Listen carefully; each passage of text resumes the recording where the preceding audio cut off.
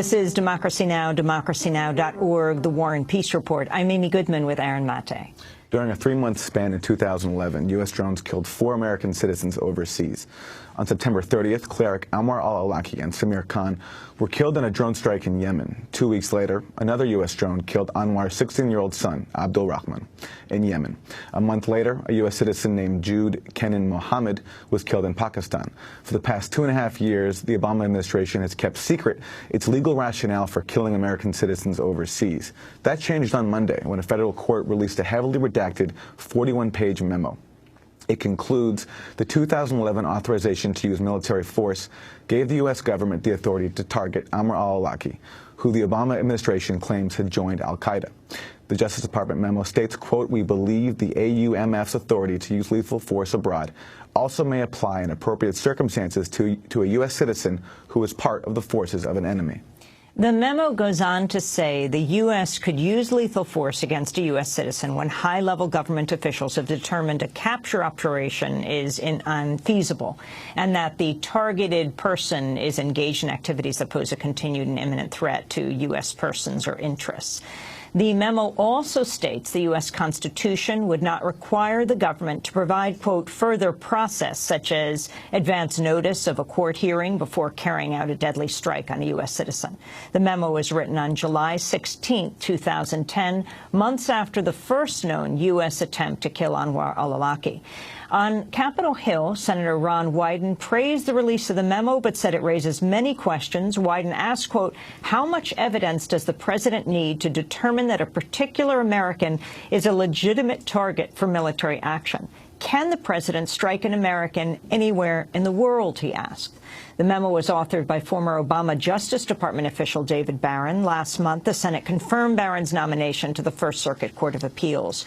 Earlier this year, a federal appeals court ordered the memo's disclosure in response to lawsuits filed by the American Civil Liberties Union and the New York Times. To discuss the significance of the memo, we're joined by Hina Shamsi, director of the American Civil Liberties Union's National Security Project. Welcome to Democracy Now! So you got what you wanted. You got the memo. What do you find most significant inside it? Well, Amy, this memo's release is long overdue. It's critically important for transparency, but as we see from reading the memo itself, it's by far from enough. And there are a couple of things that I think are most important. One is both what's in the memo, and two, what's surprisingly not in the memo. With respect to what's in the memo, as you said earlier, the justification for the killing of a U.S. citizen largely relies on the 2001 authorization for use of military force. Now, that authorization has to be read alongside the international law that regulates when the United States and any other country is or is not in an armed conflict. And one of the key things that this memo does is that it says that some of the limitations on when an armed conflict exists don't have to apply. So it says that the things that we think of and that the law recognizes, a certain level of duration of hostilities, a certain level of intensity of hostilities, those don't have to be present. In essence, it reads away any kind of territorial limitation or temporal limitation for when war exists. And this has been one of the things we and others have been so long concerned about, which is the Obama administration's broad interpretation of law of war authority, even when that does not exist. Can you talk about what the memo says about imminence? That's such a key issue, is whether or not the target constitutes an imminent threat to the U.S.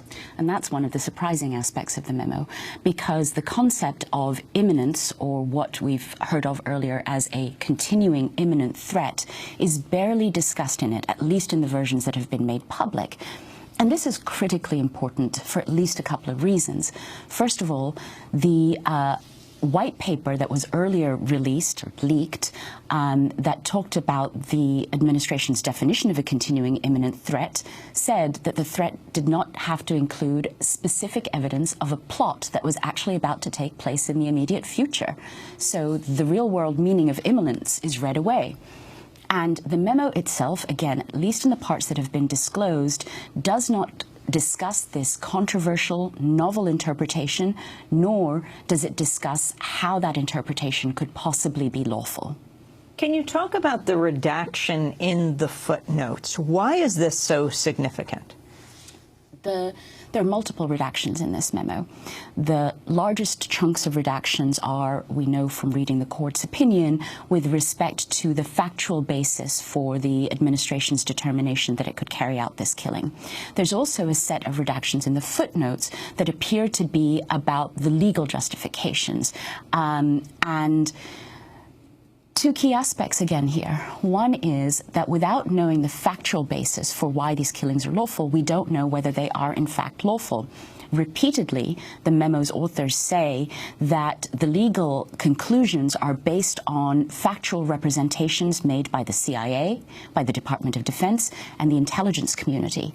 It also says that senior intelligence officials can make the determination about whether facts are justified to permit the killing. And this shows you just how dangerous it is not to have any independent judicial review before or after the fact, which is what the administration has argued and what this memo seeks to justify. Are there secret laws?